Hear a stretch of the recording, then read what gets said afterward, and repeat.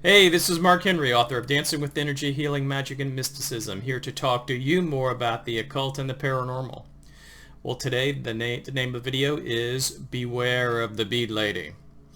Before we begin, I just wanted to remind you that if you are interested in improving your magic, leveling up your life, making some real changes, then consider visiting my attunement store on Etsy. You can acquire an attunement, a connection to various powerful energies that can make things happen for you. In fact, I recently put in 2 attunements if you are someone who likes crystals, so I added amethyst and rose quartz. So instead of wearing the crystals, in a way you can become the crystal. Okay, so let's get started. So, New Orleans, this is where this takes place. It's known as the voodoo capital of the world. It's a mysterious place full of decadence, debauchery, and darkness. In New Orleans they have Mardi Gras, which many floats are named after pagan gods and goddesses. And even within New Orleans, there is the French Quarter, which is where specifically this story takes place. So when you go to the French Quarter, there are various street performers, including artists, tarot card readers, mimes, and other types of people who are earning their living. One in particular, who was not a street performer per se, but who is its own character, and that is the Bead Lady. Now, I heard about the Bead Lady for the first time through a friend, and this friend states that the Bead Lady, as per her reputation, cursed him. But before I get to that, I did some research on this Bead Lady, and this is not something specific to my friend. This is something that, when I'm doing my research, I found references of her on the internet, and that she was, or maybe even is, someone to be reckoned with.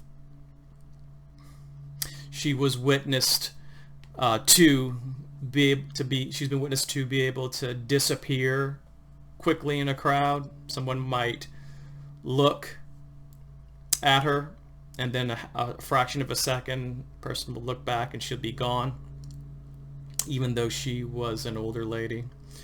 She has been reported to, when people play pranks on her, grabbing her beads, of waving her finger and making that person being hit by a car, which may be her thing, as you will find out. But back to the story of my friend, and this is a close friend, and this is someone that I trust, who is always truthful with me. He was living in Baton Rouge, and he decided to go to the French Quarter with a friend to kind of do some research on voodoo and some of the occult arts. So he was led to go to the Voodoo Museum by someone with some authority. And on his way there, he came across a lady who wore beads around her neck, an older lady. And he made conversation with her for a minute, and even bought one of her beads to be cordial. Now, he asked politely whether he could take her picture, and she declined. Well, being a young man at that time, he really wanted that picture. So he stood aside while his friend talked to her, and he took her picture. She was greatly offended and became enraged at this, and she pointed her finger at him and said some things in an unknown tongue, a language that he didn't understand. He kind of blew it off, dismissed it, and he and his friend walked away down the street. And as he was as soon as he was walking down the street, he came across a shop owner who saw this whole situation. The shop owner said, "I wouldn't want to be you. She cursed you." He still wasn't impressed. He kind of went about his day.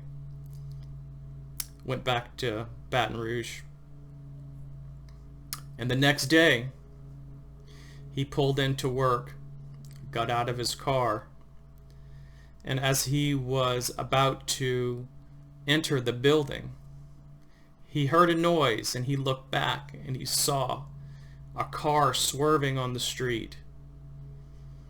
The lady, whose head was on the steering wheel, fast asleep.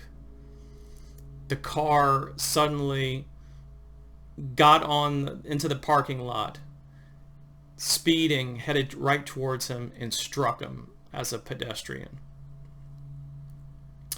This led to permanent injuries that he couldn't recover from in some respect.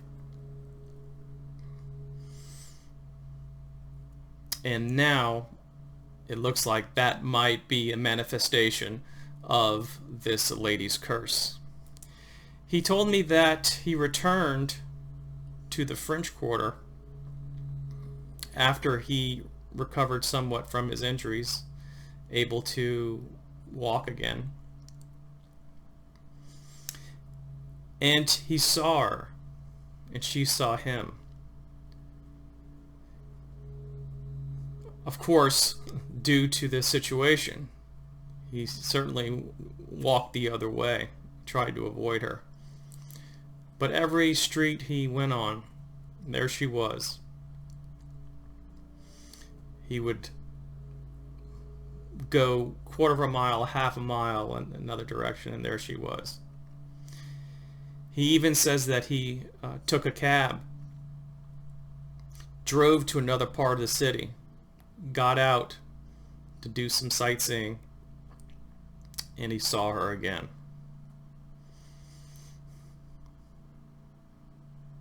So this is a real life story of the Bead Lady.